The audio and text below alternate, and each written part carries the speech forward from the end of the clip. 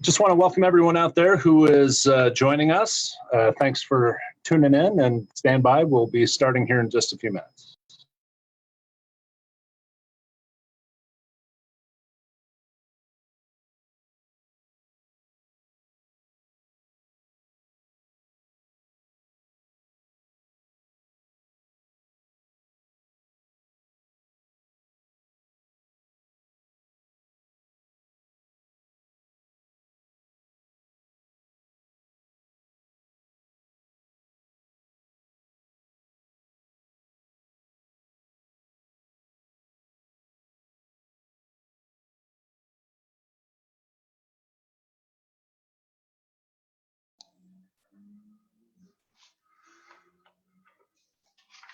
Hello.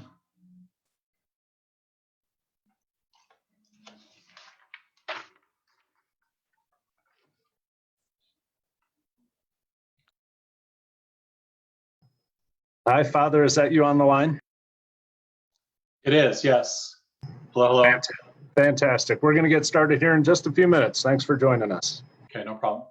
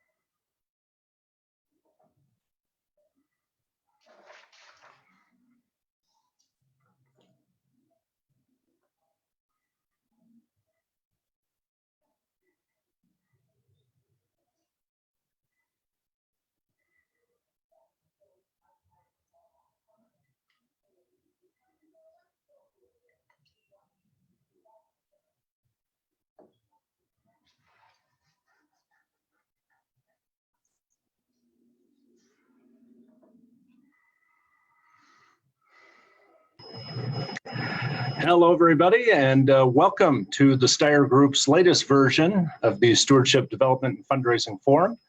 My name is Sean McMahon, President of Client Services for the Steier Group.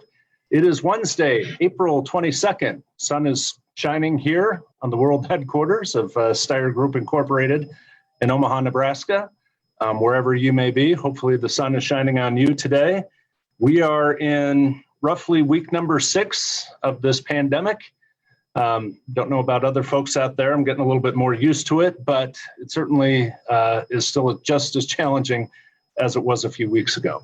What we are doing with these virtual brainstorms is trying to share our resources with all of you. So anyone out there who's working in a church, a school, a Newman Center, a diocese, as you face challenges with fundraising and development, we want to be part of the solution. Want to be open to your questions and talk about the things that are important to you. For those of you who haven't joined us before, we start with an opening topic. Today we're going to touch on digital do's and don'ts. We have quite a bit of material to go through, but at the end of that, want to open it for whatever you want to talk about so that we can help each other during these troubling times. Quick ground rules: everyone that comes into this web forum is muted. If you have a question, we do ask that you hold it until the end. There will be plenty of time to ask questions, but please use the chat function at the bottom of your screen. Lob any questions or comments out there. My colleague Brian Norton will be tracking those, and we'll try to get to as many of them as we can.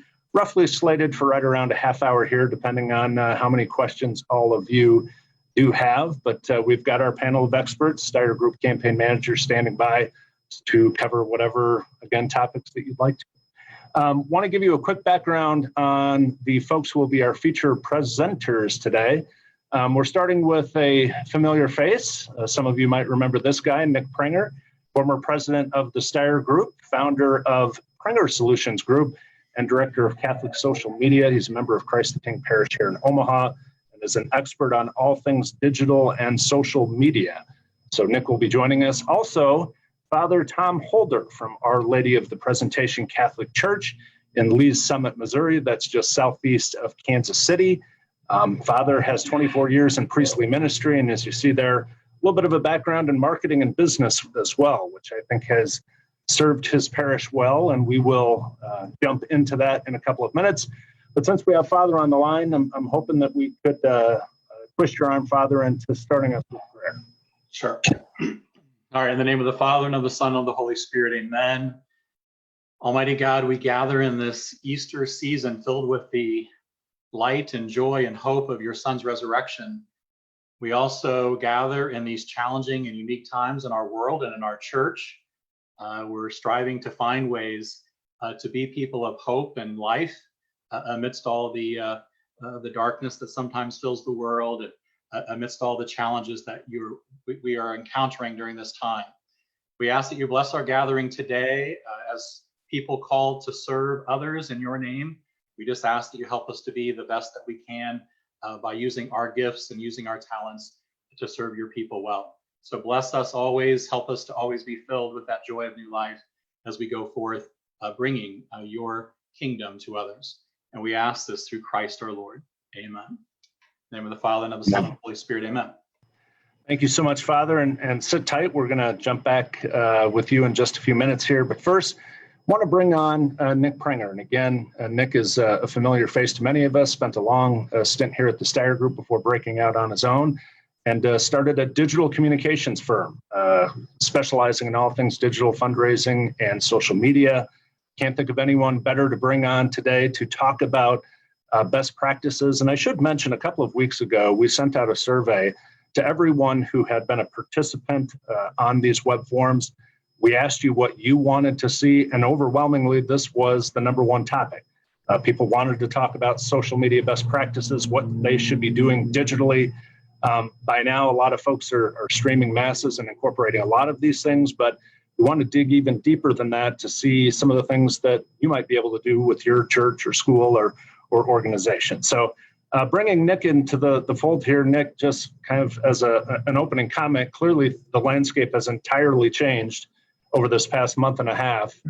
Social media, digital communications have always been important, been supplementary to other plans, but now we see these things being the primary tools for fundraising and communications.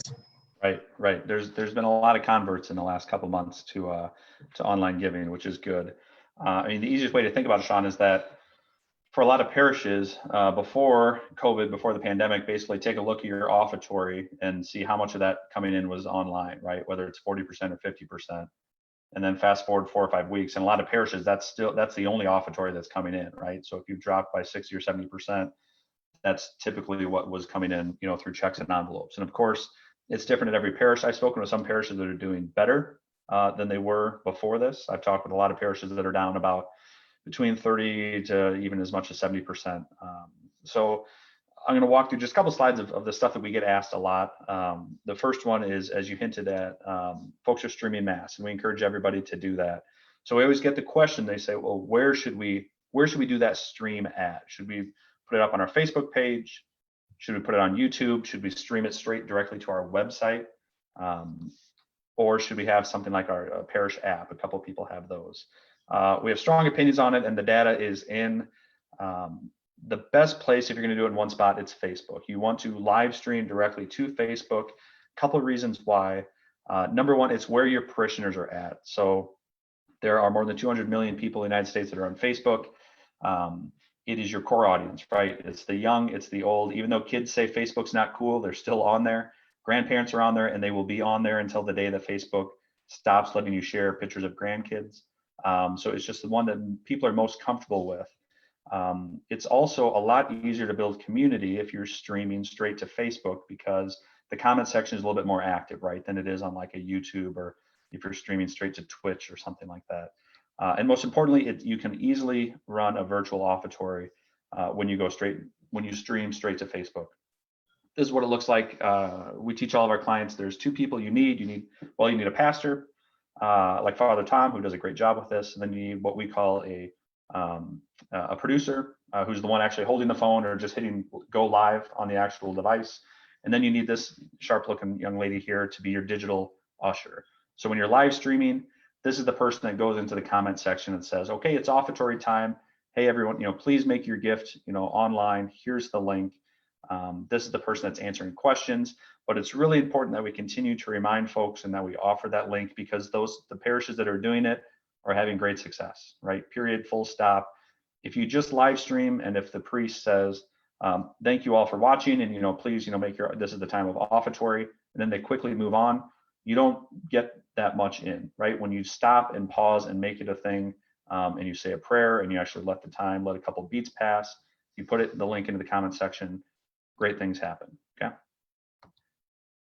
A couple other just data points. We've been asked a lot about what is happening online, like how much are more people online now than they were before at their parishes.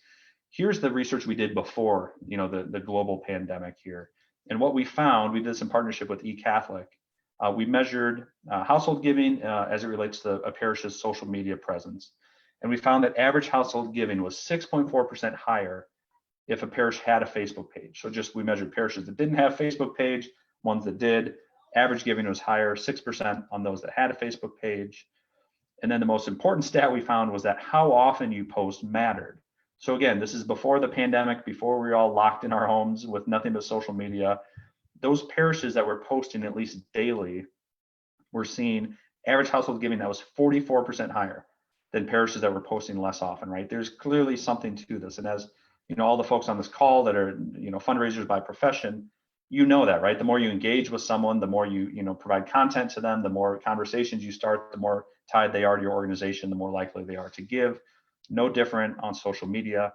Here's what we found measuring the week before lockdown, which was early March, and then the week after, which was sort of mid-March. So I think March 14th was about the date when things started getting real. Here's what we saw. Average page. So these are for a number of parishes that are subsidiary Catholic social media. They manage the page on. Average page view in that time, the week after social distancing, page views were up 800%. Reach was up 162%. Engagement up 400. Video views were up 1,000%. The number of followers to the average parish Facebook page was up almost 2,000%. So this is your number 1, 2, 3, 4, and 5th way to communicate with your parishioners right now. Before the coronavirus, we had to work with parishes and do things like and follow campaigns and really have the parish, promote, make sure to follow us on Facebook and put good content out there and really encourage people. None of that is important anymore because everyone that's connected to your parish is automatically going because you're live streaming there. So you already have the audience. Now it's just about how to engage them. And one thing that a lot of parishes are doing, and this is something that we've been working with parishes on, there are third-party services you can use, right? So we have Catholic social media, which provides the daily Catholic content, ministry tips. It's not branded. The way that Facebook works is that if you're resharing something from another source, it doesn't give you the reach, right? It actually depresses the reach of what you're putting out there. But if you post something original, you save something to your desktop, put it up there on your own, Facebook rewards you and you get a larger reach. So there's tools out there that you can use for that. That's everything I've got today. I know, Sean, we're going to make it more of a brainstorming than a lecture here, which is certainly not my nature, but happy to answer any questions. Well, maybe first off, Nick, I know that we're concentrating a lot of today's conversation on churches. We also have schools on the line and other organizations. When you're not talking about those sorts of entities, churches, and you are talking about Right. schools and others, what are things that they could be doing from a social media standpoint to engage and hopefully keep their fundraising goals somewhat intact as well? Yeah. So most schools survive on that stool of a campaign every 5 or 7 years, and then an annual appeal and a gala event, and then maybe a golf outing or something. So those are kind of the anchor pieces. For those that had a gala event coming up, everything is moving digital, right? So you're not going to have your live auction and get 300 people into a room. So for those schools, there's really 2 options you can take, and we're helping clients with going down both routes. Like route number 1 is punt on the auction and say, we're going to do it at a later date. So we're going to get together in June, or we're going to get together in August. We're still going to have that live thing. But if you had a date, let's say May 2nd was going to be your big auction, keep that May 2nd date do something live and provide great content for your people. Everybody is at home. Everybody is logging in. They're dying for any connection. So if you, like, I think of Bishop Heelan High School in Sioux City, we just helped them. They kept the date. They told everybody, stay at home, log in. We're going to do a celebration of Heelan Catholic High School. And they put on about a 40-minute show, and it was great. They did leading up to it. We had a big contest to find out what are the 5 best sports teams in the history of Heelan, right? We did trivia about Heelan. We highlighted alumni, and we had this big build-up. We had students that were shooting their own videos, a maximum minute in length. What's the most creative video about what you're doing during quarantine? And it all led up to this big event. And on a Saturday night at 7 o'clock, they went live. And it's heartwarming to see it happen because it goes live, and then everybody, just like this conference call, starts to filter in. And then you watch just the comments go crazy. People start to see old classmates they hadn't seen in a while. They start to really smash on that heart button and the thumbs up. And it's really nice, positive, stewardship touch for all those folks. You can do a soft ask with it as well, but really it's just about connecting with them. So that's route 1. Route 2 is to go whole hog and just have your event online, do a digital auction, do exactly what you're going to do beforehand, only bring it digital. We're helping clients with that. It's found success. In many places, they're raising as much or more than they did before. It's all as all the Steier folks know, it's just about creativity, right? Like making sure you're having fun with it, you're communicating well, you're letting people know that we're adapting to the times. But that's what I'd recommend. Go digital. People are there. They're going to log in. They got nowhere else to be right now. And any other suggestions on, you had mentioned the donate now button in the context of live streaming mass. Right. What other touches can parishes and churches be doing outside the mass structure to try to enhance the digital giving portion? Yep. So number one, any parish that's out there right now should have a pinned post on Facebook that links to their online giving portal, right? Thanking people for giving. And just anytime somebody logs on your Facebook page, that's the first thing they see is a pinned post that directs people to the online giving portal. We have a lot of clients that are, of course, live streaming masses, but live streaming rosaries. They're doing ministries. They're having RCIA by Zoom conference call.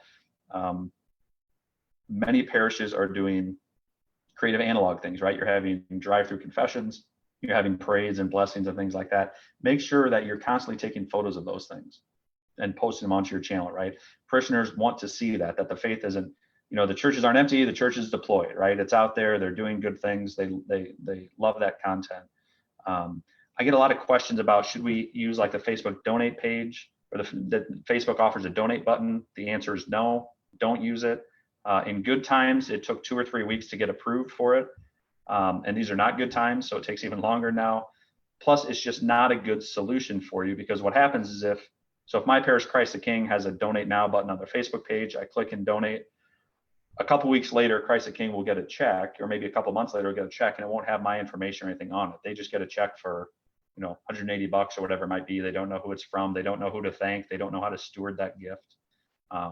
So look at it as have your online giving portal, and then use every ounce of energy you have to direct people to that one portal, right?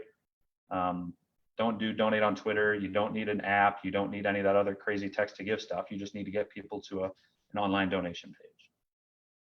Perfect. Nick, I'm hoping that you'll sit tight with us and hang on through this next section, because I have a suspicion people will have some questions for you as well. Yep. But appreciate it. Nick Pranger, CEO of Pranger Solutions Group and Director of Catholic Social Media. Want to transition now to a parish that's really doing things the right way. And Nick touched on some of that.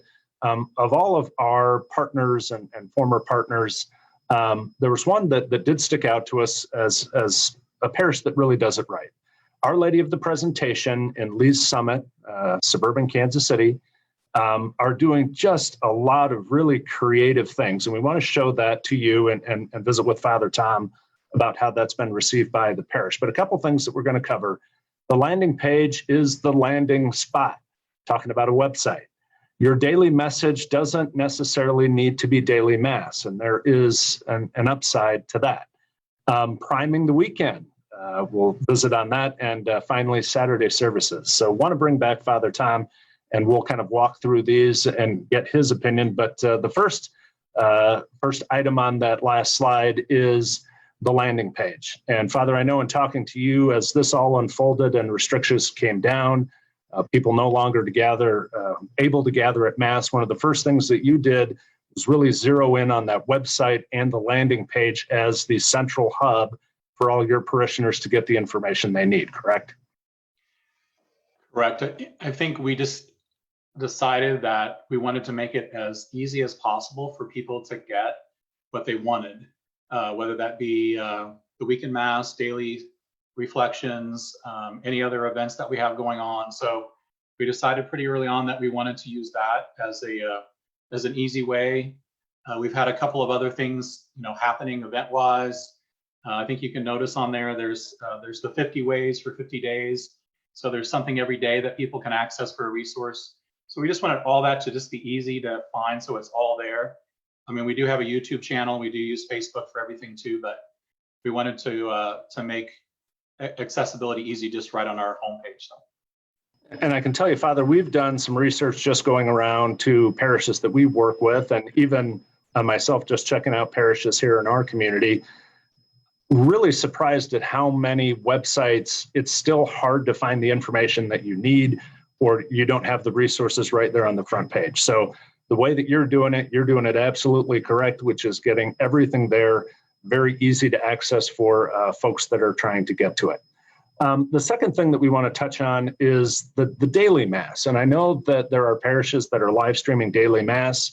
In your case, you're still holding daily Mass, but in terms of what you're putting out there for digital content, you're more focusing on a daily message, and in your case called the Daily Mass Connection. Correct. So we record the daily Mass gospel and homily from our daily Mass rather than recording or live streaming the whole Mass. We have on our website, people can access that want to go to daily Mass. I think we have Bishop Barron's daily Mass on there somewhere. But we just decided that, obviously the majority of people don't go to daily Mass. And so we really want them to focus more on getting them to go to the weekend Mass. And so, but just to offer a daily reflection, and that's been pretty well received as far as people saying that they really appreciate that there's some kind of a daily message. And so that's kind of the route we went. It's short, so obviously it's usually around 3 to 4 minutes. And that's, easy for people to access and then listen to something that hopefully gives them a little lift for the day. And every community is obviously different, but as you see on your website and all the resources that you have, you're doing everything in both English and Spanish. Maybe expand on the importance of doing that, at least for your parish. Well, we do have a regular Spanish Mass every weekend. So it's a fairly small percentage of our overall parish. So we have 6 Masses a weekend, 5 English, 1 Spanish. But because we do have that active Hispanic community, we do then want to continue to offer things in Spanish. Our associate is Spanish speaking and from Honduras. And so he also does some things separately that he pushes out on Facebook and through some of the groups that he interacts with, just from his cell phone, really. So he puts out some little inspirational things for them regularly during the week also. And Father, I'm really impressed at how much work you're doing from a video standpoint. I can only imagine how many takes and things that you're videotaping that eventually get online. We see obviously the weekend Mass and these daily messages, but you're also doing a community-wide e-blast every Friday that really primes people going into the weekend. Maybe kind of touch on your thoughts on why you're doing that. Well, because we do have daily things, as far as trying to keep people connected, but then we decided Friday was the best day to send out our constant contact video that I do. And then that way it gets people sort of information about anything that's changed during the week, but also gets them connected to the things that we'll be doing over the weekend. We do have a number of what we call service partners. So we've been trying to do,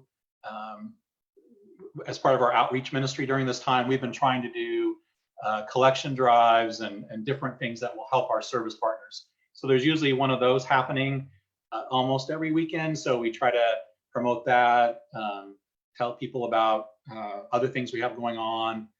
We're going to do I think we're calling it the Park and Pray Marian celebration. So the first weekend of May, we'll do a parking lot deal where we have the Rosary and a May crowning. We have an outdoor statue of Mary. We have a food drive that will be going on so people can drop off food. So it's just a way to plug what's going to be happening on the weekend. And we decided Friday was really the best day to do that. Father, have you been able to take a step back at all and look at the data to see what sort of viewership you've had of all of these things since that mid-March timeframe? Are people really using these resources that you're putting out there and reading that constant contact information maybe more than they did previously?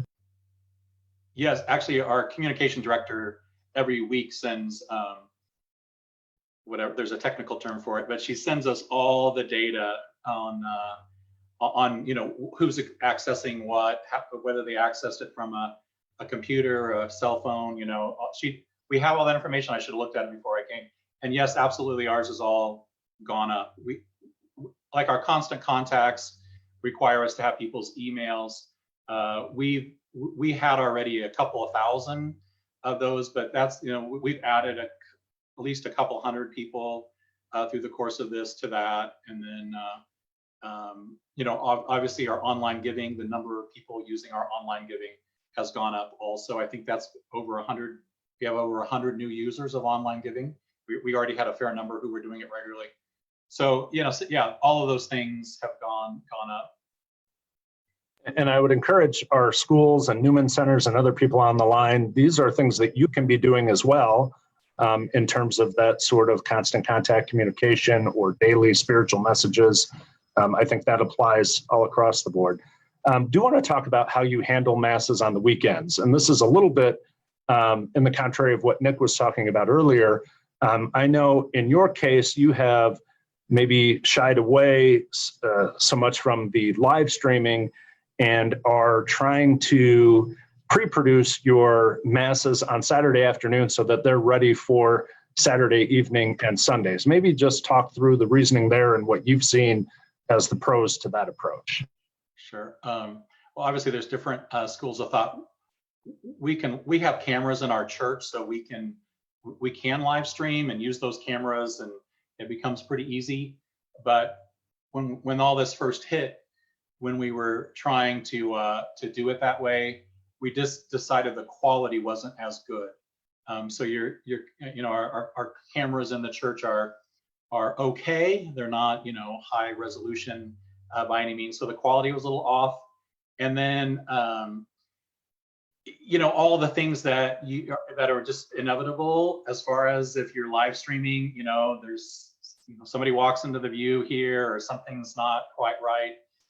We decided that if we have talented parishioners, and so the ability to edit, it has increased the quality, and then the ability just to focus on specific things during the Mass. So so he's able to move the camera and focus on specific things. Like we do have people there, so we don't necessarily want other people watching to see who's going to communion, wondering why are they going, why can't I go? So he's the camera, the video guy is usually focusing on something. This last weekend, it was a large picture of the Divine Mercy, so he focused on that during communion time. So it just gives us a little more flexibility with what can be focused on.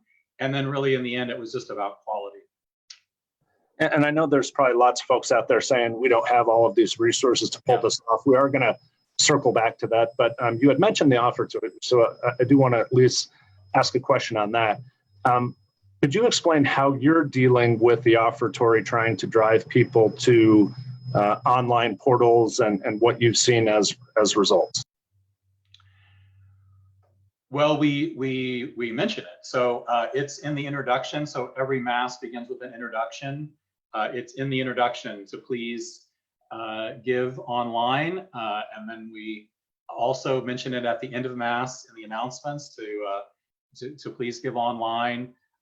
We thank people pretty much every Friday constant contact video I do. We thank people for their generosity and encourage them to continue to give online or to drop. We have drop-off boxes that they can also drop off contributions.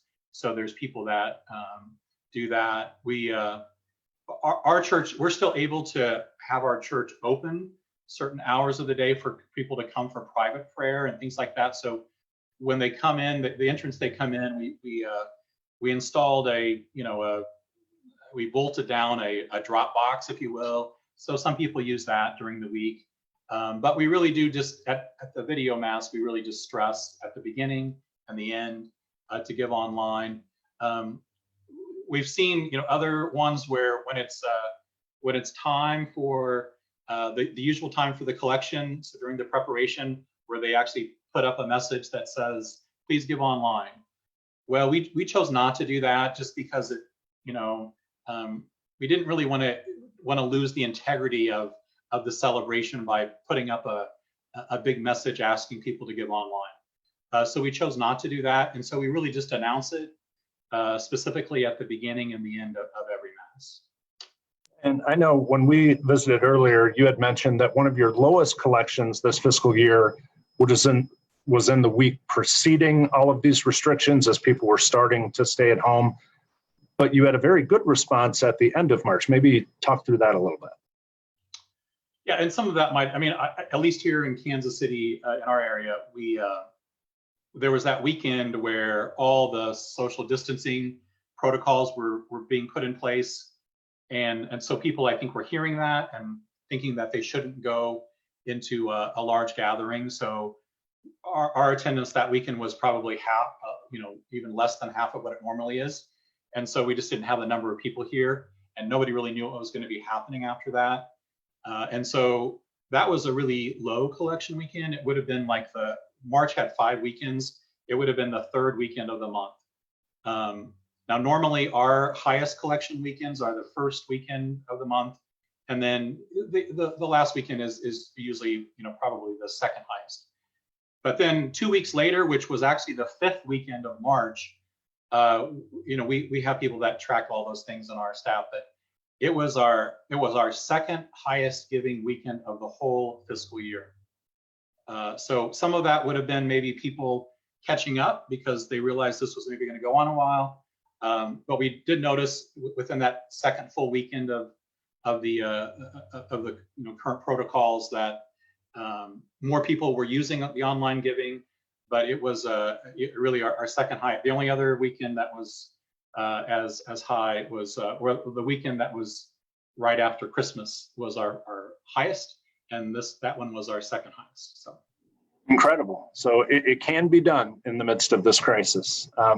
Father, maybe you could just touch on real quickly, what is your sense for the reaction in terms of spirituality? Is your parish, even in these toughest of times, trying to engage, still very engaged, and do you sense the Holy Spirit really at work in these past few weeks? Well, I definitely want to trust that the Holy Spirit's at work, so that's always important to trust in. But yeah, I think the people that want to be engaged are engaged. So there's lots of opportunities for them to stay engaged even during these times. I think some people that maybe weren't as committed, that this was an easy time just to see it as off time. And then I think maybe once the churches open up again, they'll start eventually coming back to church. But some people probably just see this as downtime, like they don't really have to worry about anything. But I do think we've had a great response with anything we do regarding outreach. We started just inviting people to give us contributions to help anybody who's in need. And we've had just a very generous response from people for that, to the point where we're in a pretty upper middle class area. So we've even reached out to other parishes that might have people more in need and just offering some assistance to them. So any of those kinds of things, we really have had a good outpouring of response to. So I think people are looking for things to do during this time and ways to help. And so, we've tried to provide in some way something for them to do, but the response has been good. So yes, I think, those who want to be engaged certainly are. I definitely think the Holy Spirit's calling us to different ways of reaching out and doing church. But I think there'll be those who we may lose along the way also. For anyone who's interested, if you didn't see it on the previous slide and you want to check out their website, it is olpls.org. So Our Lady Presentation, Lee's Summit, ls.org. But you are talking about things that maybe aren't necessary in terms of having all the technical support to do. And maybe, Nick, if we could bring you in at this time too, and Peggy, if you don't mind, bring up the slide. There are a lot of parishes out there that just don't have the staffing, don't have the technical know-how to roll all this stuff out, but there are still things you can do. And these are some things that are done at Our Lady of Presentation. They're doing well checks, calling on older parishioners. They're still printing and mailing that weekly bulletin to folks who want it. You heard Father Holder talk earlier about an emphasis on service projects. Father, maybe you could chime in on that. And Nick, if you don't mind following that up with some commentary on what a parish or an organization can do that isn't tech savvy, that are still easy enough and important enough to have an influence. Maybe, Father, we'll start with you just on those few things, kind of the non-digital and easier things that a parish can be doing. Well, I think anybody can reach out to the parishioners, as far as phone calls and things like that. That's pretty easy to do. It just takes time. Again, we're about 2,500 households in our parish, so that would be a big undertaking. But we targeted older people and broke them up into groups, and then some of our staff initially called all of them, and then we also then have a group of parishioners who have been doing follow-up calls, and then we identified certain people who maybe had needs. We have a group of parishioners who were willing to do grocery pickups or pharmacy pickups for people. So we've connected some people that way. And then some people, just because of their anxiety level, we've had people calling them more often just to check in with them, things like that. But that's a pretty basic thing that anybody can do.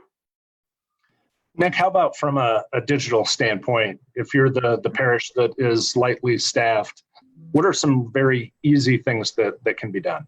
Right. I haven't met a lot of lightly staffed parishes. Most of them are pretty well stocked and lots of employees.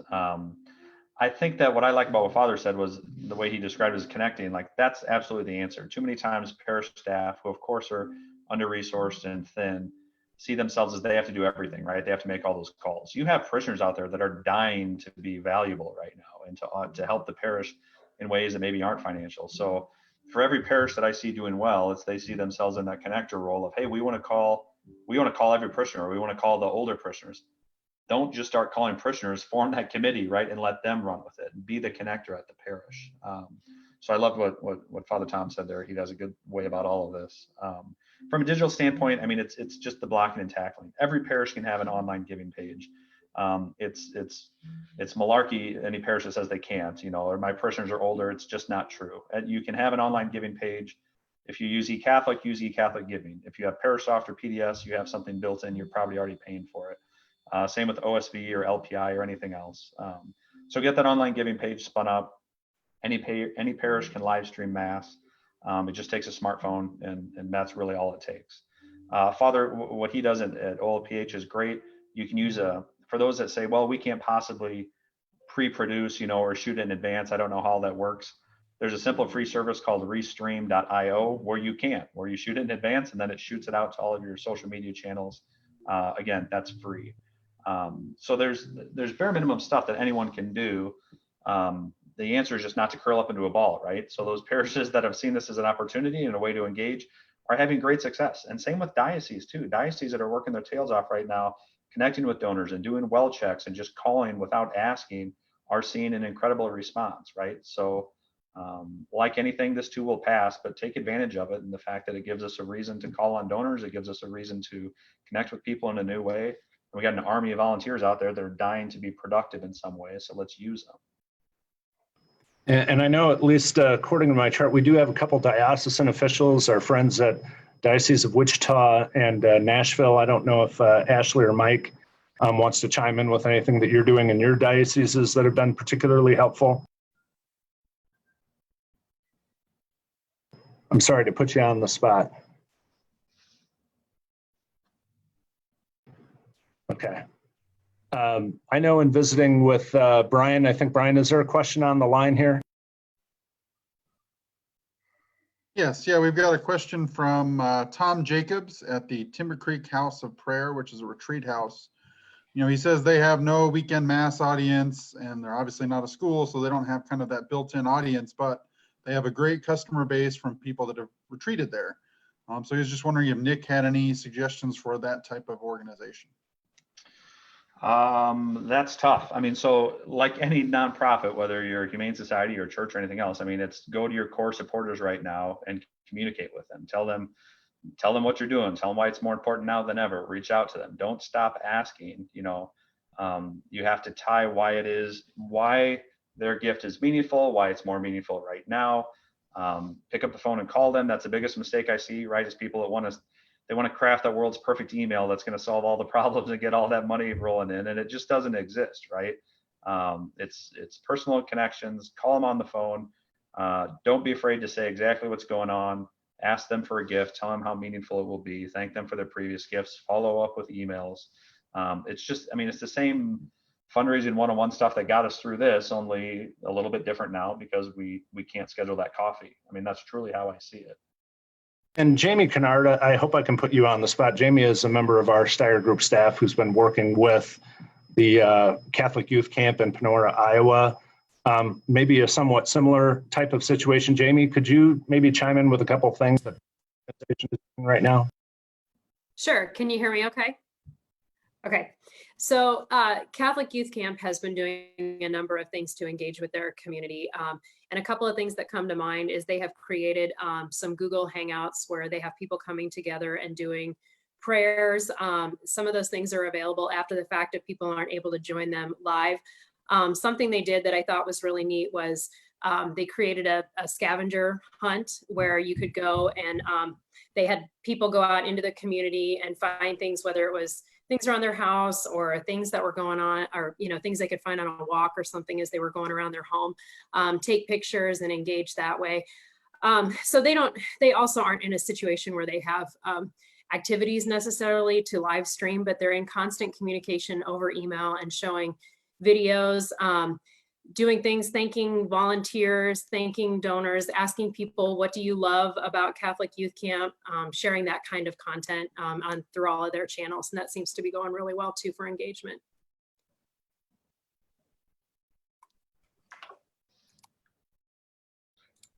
It's my favorite part of the webinar. Sean, you're on mute, bud. That space bar wasn't working for me, sorry.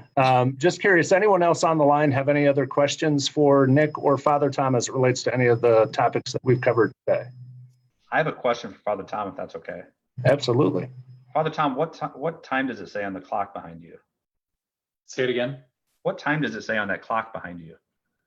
The wrong time. Okay.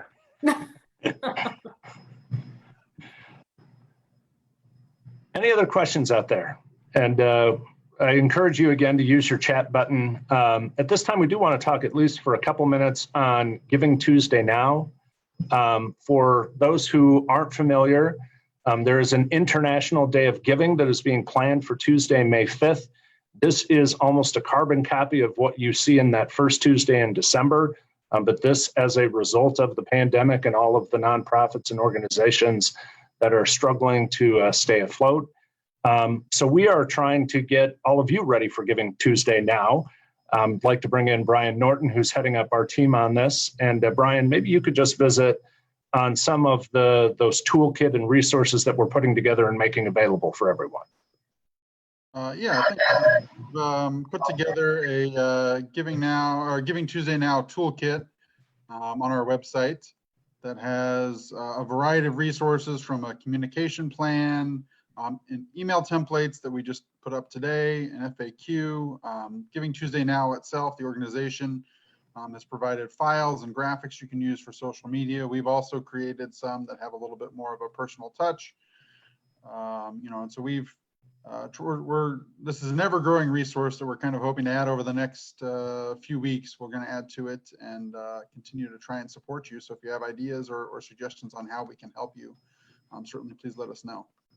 And Brian, this is not something that an organization has to sign up for. They can just roll right into it. If you're a church or a school, what should you be doing right now to start to get ready? That's right. There's no need to sign up. Unlike a lot of giving days in communities, there's no Giving Tuesday now doesn't have anything to do with the fundraising. They're all about the messaging and the branding. And so it's kind of up to you to implement the actual side of it. So what we're recommending is to have a meeting this week to plan for this. To decide what your most urgent needs are, whether that's supporting your offertory if that's down or whatever the case may be, and then setting a monetary goal, something that is challenging yet attainable, and then make sure to be honest and transparent and share that with your community. That's the best way to make use of Giving Tuesday now. All right, thank you, Brian, and everyone, please stay tuned on that. We will pump those resources out. If you want to sign up to receive them, just hit us up on steiergroup.com. You can email me or Brian at his email address as well. We're setting up a lot of resources, not just related to Giving Tuesday. We have received a lot of positive feedback about our Easter resources, our Holy Week from Home, and now an Easter season guide. This week's version of that is going to be available soon. And we will be pushing that out as well. And I don't know, Brian, do we have a quick shot at that we can show folks? This is something that you can distribute to your parishioners, your supporters. You can use it yourself, and you can send it out and distribute it however you want. So we do have an English version, we have a Spanish version, and we have a combined version. So encourage you to use these resources as well. It is at absolutely no cost to any of you. So at this point, again, we're kind of reaching the end of our presentation, but I do want to open it up for anyone on the line. If there are any questions or other topics that anyone wants to touch on, now's the time to bring it to the group. We do have another question from Dave. He said we send email blasts to 811 addresses and direct to the website for recorded mass and resources and online giving, but Facebook is new for them. They only have 130 following. What's the best way to increase that Facebook presence and preferably without any cost to it? Right. Shoot an email to 811 people with a link saying, hey, follow us on Facebook. Father's going to do XYZ today or tomorrow or whatever it might be. I would wager a steak dinner after the quarantine, you'll get at least 200 people that will sign up and start following the page right there. Just ask, right? There's no secret sauce to it. Just ask. Steak and sauce, you're starting to make me hungry, Mr. Kramer. I'll add another 100 people for you. Go to the biggest post that you've had. So go look at your timeline and find out whichever one had the most likes. And if you right click the little hamburger button there, it'll show you all the people that liked it, and you can just invite all of them one at a time to like the page as well. Cool. That one was any other questions out there? Okay.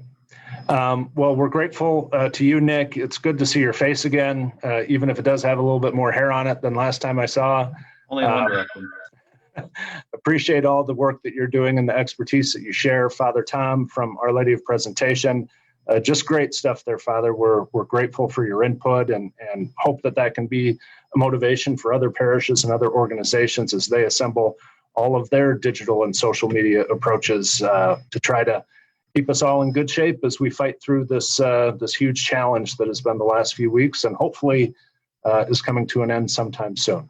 Want to let everyone know we are planning for our next web forum, looking at next Wednesday, same time, 1:30. We're assembling a panel of philanthropists.